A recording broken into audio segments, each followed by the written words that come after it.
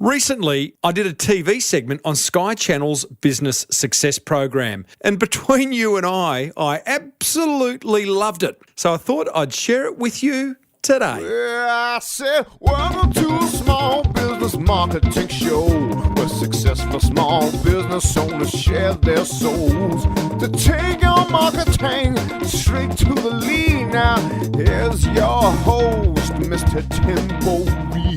Welcome back, listeners, to another episode of Australia's #1 marketing show. I'm your host, Timbo Reid, but you, so much more importantly, are a motivated business owner ready to crank out some great marketing. And that's what we do around here.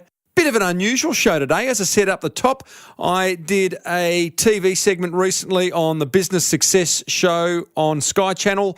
It came about because me old mate and yours, Andrew Griffiths, who appears on this show every now and then on the Funny Business segment, rang me and said, "Hey, Timbo, do you want to do some live TV?" I said, "Sure, Griffo." So he introduced me to the host of the show, Heidi, and within 2 days, I was doing an 11-minute live cross on this show, which I absolutely loved. I don't know, I guess I didn't have a lot of time to think about it. Otherwise, I might have got a little bit scared, but I only had a couple of days. Heidi very kindly sent me some questions to prep me.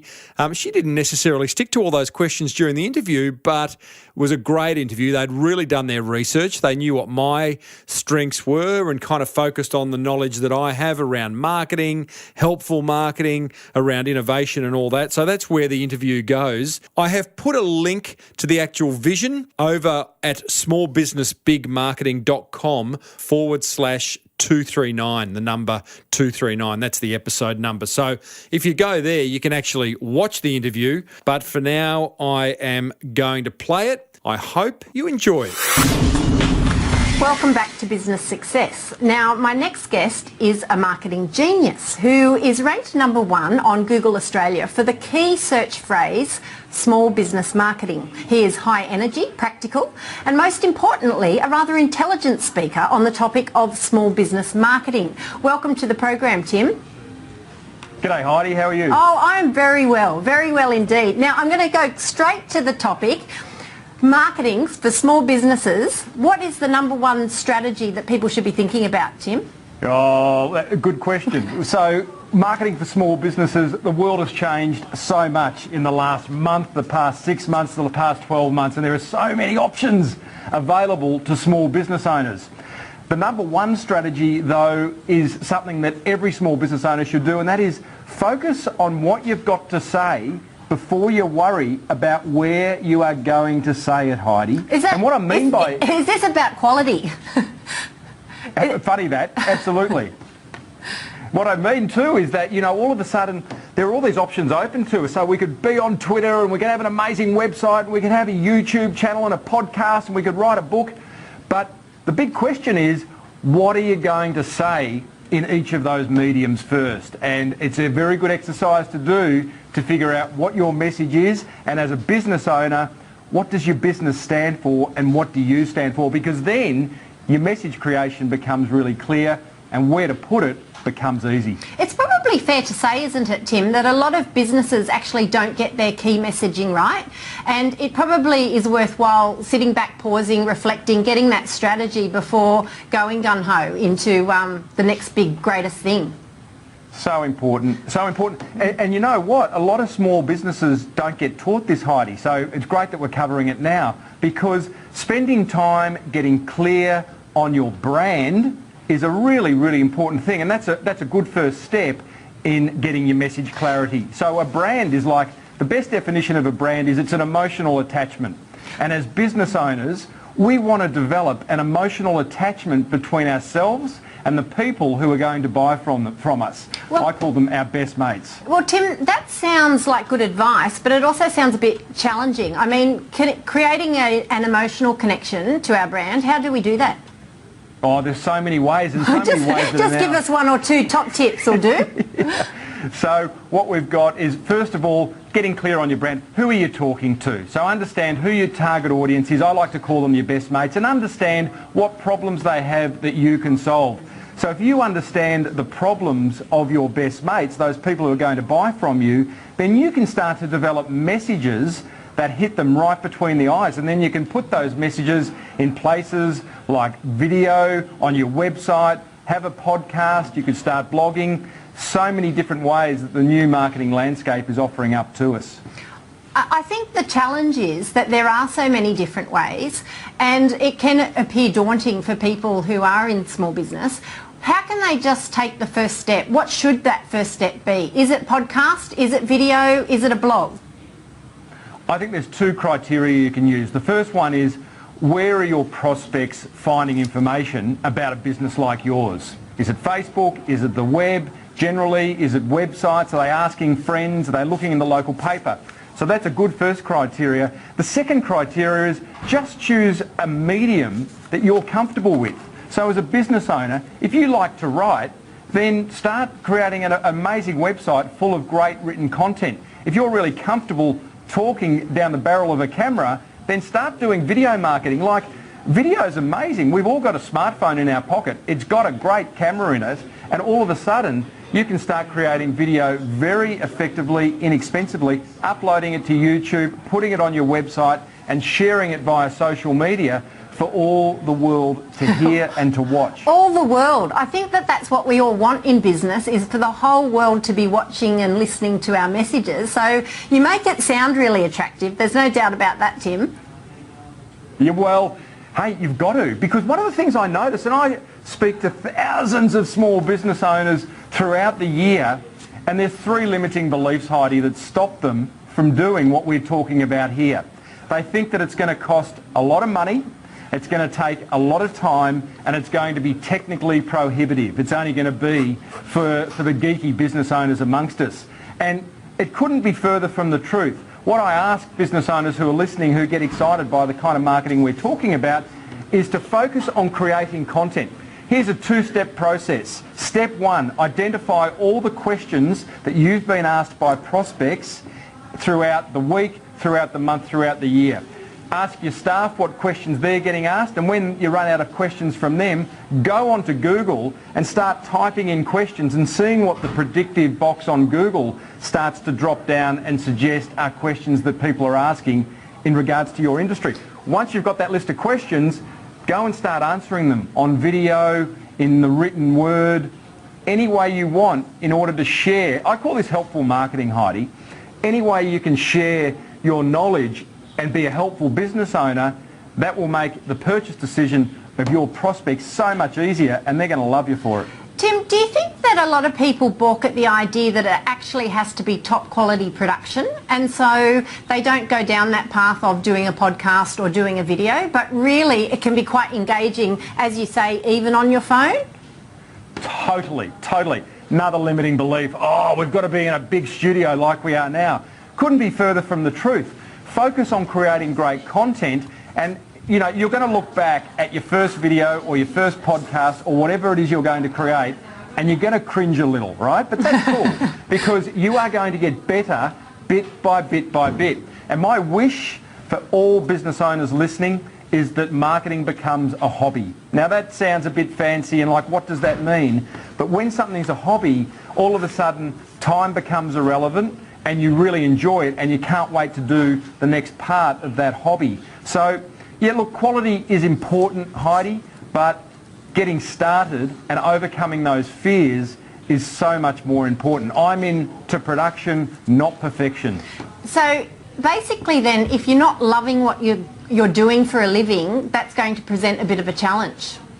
It is. Well, that's a whole nother conversation because, you know, I recorded an episode of the Small Business Big Marketing Show today, and I just couldn't wait to hit the record button on my microphone. And I think that's got to be a criteria. I mean, if you're not doing something you love in your business, then, you know, it does raise the question, should you be doing it? And what does light your fire? You know, what does light your fire in terms of business, and what lights your fire in terms of marketing? Because I know marketing is a dark art to a lot of small business owners. They go, oh wow, it's scary, I don't know what works, I don't know where to start.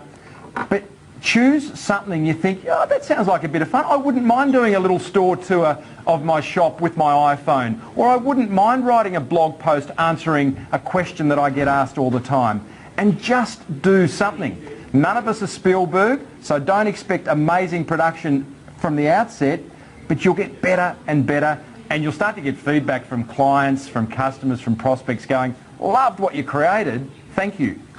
You know, it's interesting because in big business there's a lot of pressure to innovate and to be doing new things and having disruptive technology. How important is innovation for small business, or is it not important at all? I define innovation as obviously doing something better than you've been previously doing.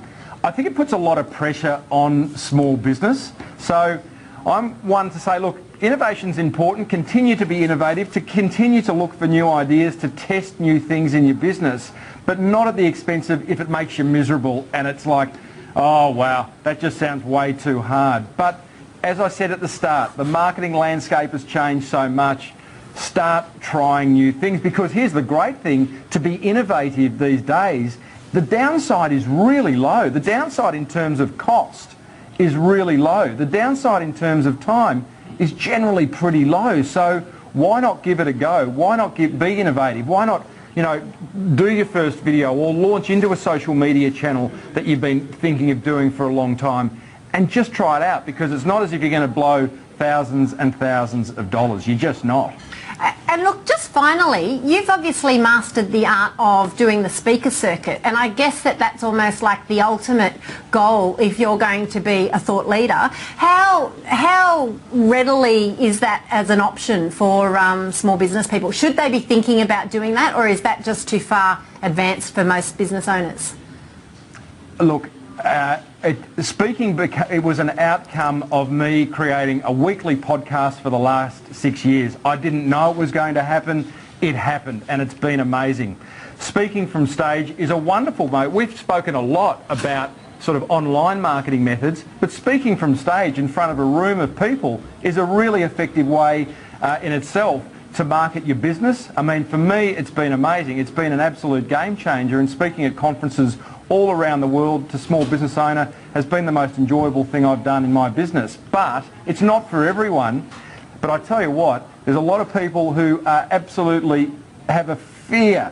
They'd rather die than speak from stage, which is kind of weird. But, the fact is, speaking from stage forces you to get your message right. Speaking from stage allows you to promote your business. Speaking from stage is just a really powerful way to get yourself out there, and I would encourage anyone to do it. If you are going to do it, Heidi, make sure you video it, because then you've got additional content. Then you've got the extra content. Well, look, fabulous to chat with you. Thank you for sharing all of your tips with us tonight, Tim. Thanks for having me, Heidi.